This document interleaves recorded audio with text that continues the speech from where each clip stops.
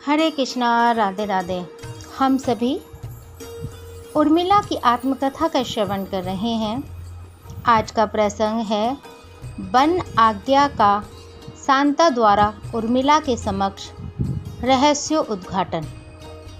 वैसे तो शांता चारों भाइयों, भाभियों, माता, विमाताओं, पिताजी एवं मगध देश की एकमात्र प्राणप्रिय कन्या थी, परंतु श्री उर्मिला जी शांता का सबसे अधिक आदर सत्कार करती थीं।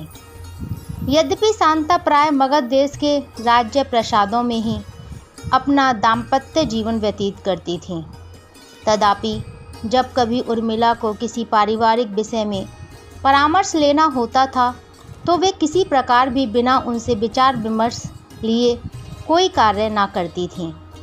कभी कभी उर्मिला जी को श्री वैदेही जी के रुष्ट होने का आभास होता था तो वे शांता जी से विनम्रतापूर्वक कहती, दीदी, कभी ज्येष्ठ सहोदर पर भी अपना दुलार करती रहा करो। आज उर्मिला अरुणोदय उपरांत श्रृंगार लय में अपने केस संभाल रही थीं। अनायास शांता ने द्वारपट खोल दिए और अंदर प्रविष्ट होकर बोली, भाभी सुनो, एक नवीन संवाद मैं तुम्हें सुनाऊं। उर्मिला जी ने उत्तर दिया, सुनाओ दीदी, आप तो मुझे सदा ही नूतन संदेश सुनाती हैं। इस समय उर्मिला जी के मस्तक पर हास्य की सोहनी रेखा पड़ रही थी। शांता ने गंभीर मुद्रा में उत्तर दिया, भाभी, आज का दिन संवाद का नहीं अपितु कलेश का है। तुम्हारे ज्येष्ठ अर्थात राम भैया वन गमन के लिए तत्पर हो उठे हैं। यह कैसा शोक का अवसर आ रहा है भाभी। मेरा तो हृदय वन की कल्पना मात्र से ही प्रकंपित हो उठता है। जनक सुधा के आश्चर्यचकित हो प्रश्न किया, यह कैसे हो सकता है दीदी? क्या ससुर जी विमाता जी का यह अवांछनीय निर्णय बदल नहीं सकते? शांता ने उत्तर दिया, हाँ भाभी, के कई विमाता के नियोग परिवर्तन की शक्ति पिताजी में अवशेष नहीं रही। उर्मिला जी ने प्रश्न किया, क्यों? शांता ने उत्तर दिया, बात यह है कि भाभी, विगत काल में सुर व असुरों में भारी संग्राम हुआ था। हमारे पिताजी उस संग्राम में रिपु दल से युद्ध करने सदल बल गए थे। पिताजी के साथ केकई विमाता भी थीं।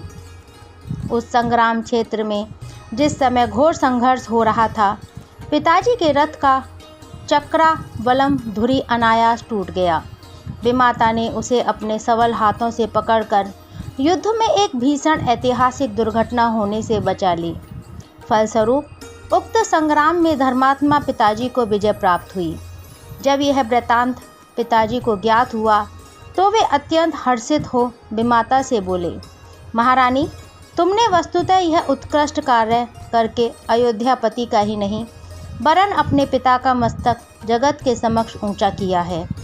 वास्तव में संग्राम विजय का श्रेय मुझे नहीं तुम्हें है। अस्तु, जो तुम्हारी इच्छा हो वह मांग लो। मैं तुम्हारे अभिमत को पूर्ण करने की शपथ लेता हूँ। विमाता ने 2 वर आज मांगे थे, जिसमें प्रथम का परिणाम आज भाई राम को वनवास की कठोर आज्ञा तथा भरत को युवराज बनाने की तीव्र दृढ़ता है। उर्मिला शांता की गाथा सुनकर विचित्र उलझन में पड़ गईं और मन में स्वामी का चिंतन करने लगीं। शांता यह दुखद अफवाह मांडवी तथा श्रुतकीर्ति को विदित कराने चली गईं। श्री उर्मिला स्वामी के पधारने की आहट सुनकर लज्जापूर्ण दृष्टि चरणों पर डालते हुए गृह प्रवेश के लिए आग्रह करने लगीं, परंतु स्वामी को क्रुद्धशील जान उर्मिला का शरीर कंपित होने लगा। वह बोली, आर्य, आज रघुवंश पर कैसी विपत्ति की घटाएं आ रही हैं? आप किस पर कुपित हैं? अभी दीदी ने जो लोक श्रुति सुनाई, क्या वह सत्य है? श्री सौमित्र ने कहा, उर्मिले, क्या करूं, बेबस हूं। यदि केकई हमारी विमाता न होती और यदि उनके पराती के स्थान पर कोई सबल शत्रु होता तो रघुनाथ जी के प्रति ऐसा अवांछनीय आदेश कराने वाले को ऐसा दंड देता कि भूतल पर ऐसा दंडनीय अपराध करने का फिर किसी को साहस ना होता। त्रिकालदर्शिनी उर्मिला जी ने वन यात्रा के मर्म का प्रकाश डाला। तब उर्मिला की दूरदर्शिता को उर में निहित कर श्री सौमित्र ने रघुनाथ के साथ वन गमन का निश्चय किया। मनोवैज्ञानिका जनक नंदिनी ने तुरंत ही महाबाहु श्री लक्ष्मण जी के मस्तक पर पड़ी हुई रेखाओं को पढ़ा एवं उनके कमल नयनों से ओस बिंदुओं के समान अश्रु बिंदुएं कपोलों पर गिरकर स्थिर हो गईं। फिर सचेत होकर वह बोली, मेरे हृदय, क्या आप भी ज्येष्ठ जी के साथ प्रस्थान करेंगे? सौमित्र ने उत्तर दिया, हाँ भाभी जी जा रही हैं। फिर मैं किस भांति रह सकूंगा? स्वामी के बिना सेवक कैसे रह सकता है? उर्मिला के आंचल से अश्रु पोंछते हुए कहा, तो फिर स्वामी यह आपका प्रतिबिंब कहाँ रह सकता है?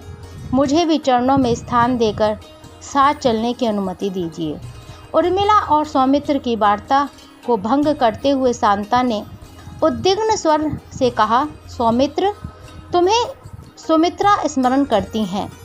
श्री लक्ष्मण जी तत्काल माता के निकट पहुँचे और करबद्ध होकर बोले, मातेश्वरी क्या आज्ञा है?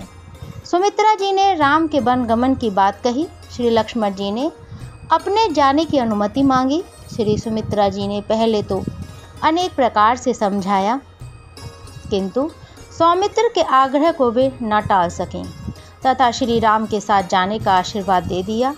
फिर श्री लक्ष्मण जी ने पिता और श्री राम से भी अपने वन जाने हेतु आदेश प्राप्ति के लिए प्रार्थना की। श्री दशरथ जी को अत्यंत वेदना हुई तथा वे अपने भावी संकटपूर्ण दिवसों की कल्पना करने लगे। श्री रामचंद्र जी ने भी अनेक प्रकार से समझाया, परंतु सौमित्र की दृढ़ता के सामने उन्हें झुकना पड़ा और अंत में श्री रामचंद्र जी ने साथ चलने की अनुमति दे दी। श्री उर्मिला ने तत्काल श्री राम आदि के समक्ष स्वामी के साथ चलने का प्रस्ताव रखा। करुणा में श्री रामचंद्र जी से अनुज बधू की दयनीय दशा न देखी गई, अतः वे पुनः लक्ष्मण जी को उपदेश करते हुए बोले, सौमित्र, तुम वन न चलो। मेरे कारण तुम्हारी देवी मनाग्रहणी को 14 वर्ष पर्यंत वियोगावस्था में निसी दिवस व्यतीत करना दुर्निर्वार हो जाएगा। परंतु जब श्री राम जी ने श्री लक्ष्मण को अपने निश्चय पर अटल देखा तो वे एक दीर्घ निश्वास लेते हुए बोले, जैसी तुम्हारी इच्छा सौमित्र। इसका वास्तव में यह अर्थ हुआ कि मैं तो वन में वास करने पर भी गृहस्थ ही रहूँगा और तुम सच्चे विरक्त दंडी होकर अपना तपस्वी जीवन बिताओगे। भगवान श्री राम के मुखारविंद से उक्त वाक्य सुनकर उर्मिला मूर्छित होकर पृथ्वी पर गिर पड़ी। यह प्रसंग ही विराम लेता है। हरे कृष्णा, राधे राधे।